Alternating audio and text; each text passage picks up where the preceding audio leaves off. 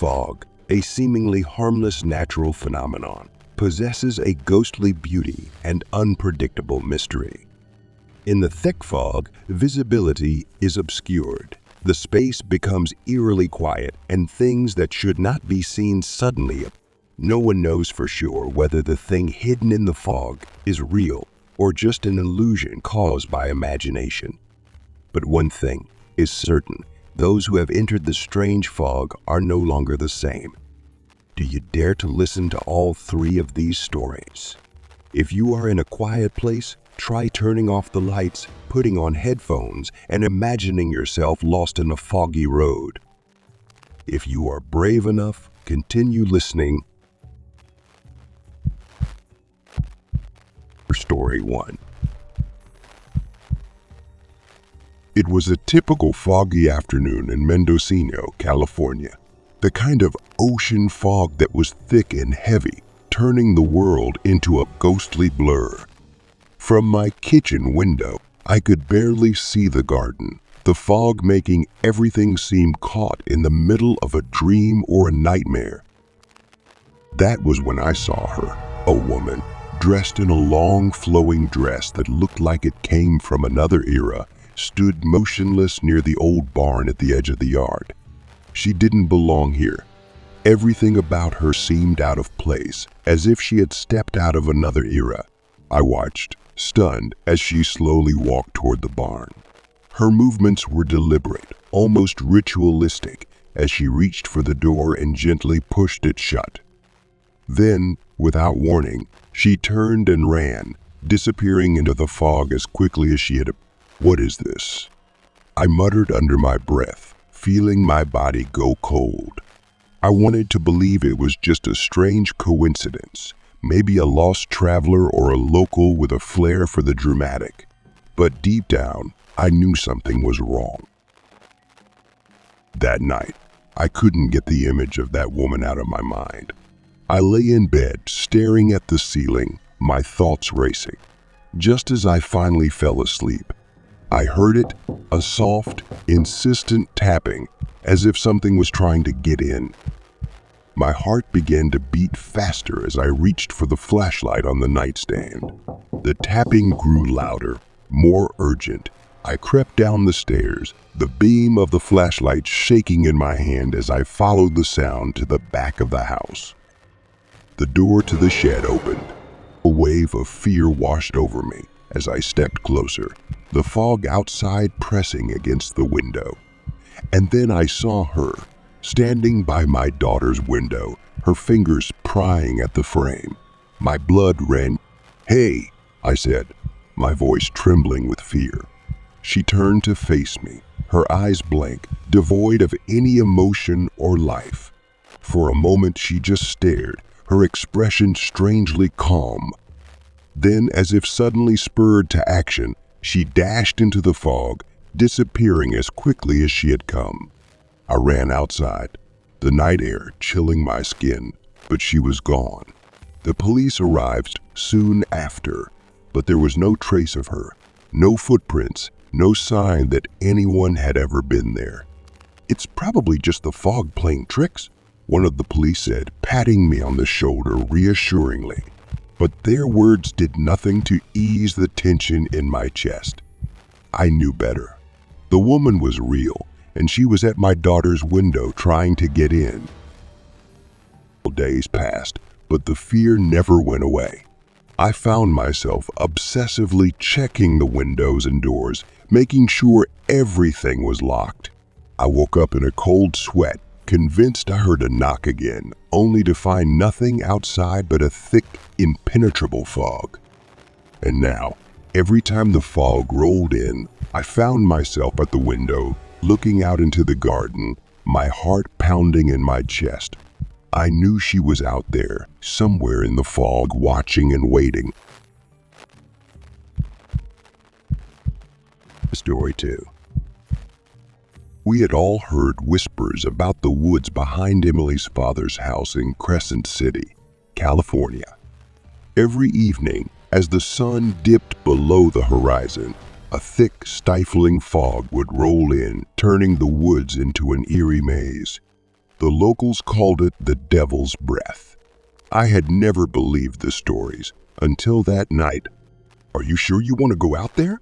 Emily's father, Mr. Dawson, asked as I reached for the door. His voice was low, tinged with worry. "I'll be fine. I'm just getting something from the old house," I answered, trying to sound confident. He hesitated before adding, "Stay on the main road, and whatever you do, don't go too close to the hole." I nodded, not thinking much of it at the time. The old cabin was only a short walk away, but as soon as I entered the woods, the fog seemed to swallow me up. The trees, once familiar, became distorted silhouettes in the thick fog. Halfway to the house, I heard a low sound that made me shiver. I stopped trying to listen through the thick silence. It must be the wind, I muttered to myself, though deep down, I knew it wasn't. It was something else, something that felt lies. I walked faster, but the fog only grew thicker, wrapping around me like a suffocating blanket. And then I saw through the fog a tall, shadowy figure standing still, as if waiting for me. "Hello?" I called, my voice trembling. There was no response. The figure didn't move. It just stood there, a terrifying presence in the fog. My heart was pounding, every instinct screaming at me to run, but my legs refused to move. I stood rooted to the spot, paralyzed by a fear I couldn't explain.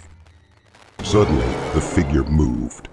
Not a step, not a sound, but a subtle movement that sent my pulse racing. Panic surged through me, and I finally broke free of my paralysis. I turned and ran, my feet barely touching the ground as I sprinted back home. Behind me, I could hear soft, slow footsteps as if the figure was moving through the fog, approaching me. The sound grew louder, closer, until it felt like it was right at my heels. "Run!" My mind screamed, and I pushed harder, the cold air burning my lungs. I didn't stop until I reached my house, rushing through the door with my heart pounding in my chest. Mr. Dawson was waiting in the living room, his face ashen. He asked, but I couldn't find the words. I just shook my head, trying to catch my breath. "What's wrong?" We never spoke of it again, but every time the fog rolled in, I remembered that night.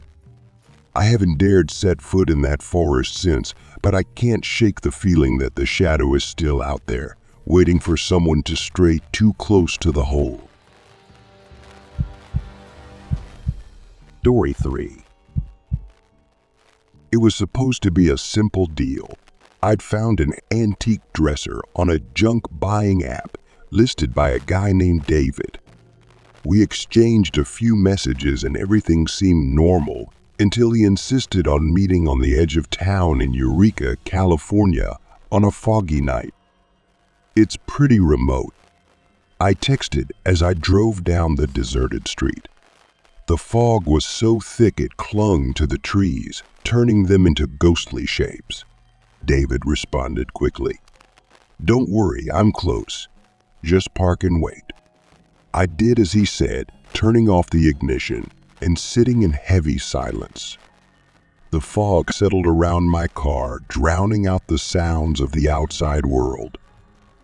Minutes ticked by, and I began to feel an uneasy knot tightening in my chest. "David?" I called through the open window, but my voice was swallowed by the fog. A distant sound, footsteps, echoed somewhere in the fog. "I'm here." David's voice rang out, strangely muffled by the thick air. I stepped out of the car, my breath visible in the cold night air.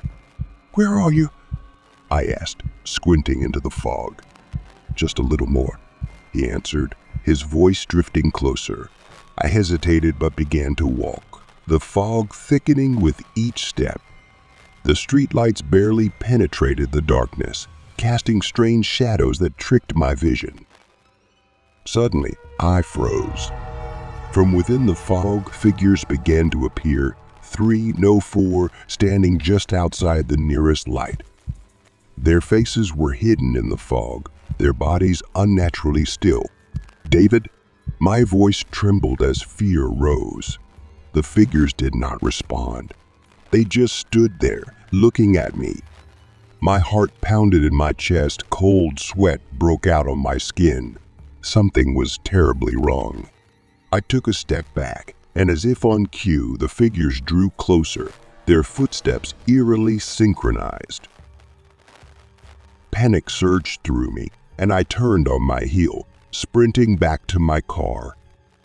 My footsteps echoed loudly in the silence, but theirs were lighter, smoother, as if they were gliding over the ground. I reached the car, fumbling with the keys, my hand shaking so much I could barely open the door. I finally got inside, slamming the door shut just as the figures emerged from the mist, their faces still hidden. I didn't wait to see what they wanted. I started the car and accelerated, the tires screeching on the wet pavement. Fog shrouded the road, but I didn't care. I just had to get out of there. When I finally got far enough, I stopped and called the police, my voice shaking as I explained what had happened. They arrived within minutes, but when they searched the area, there was nothing.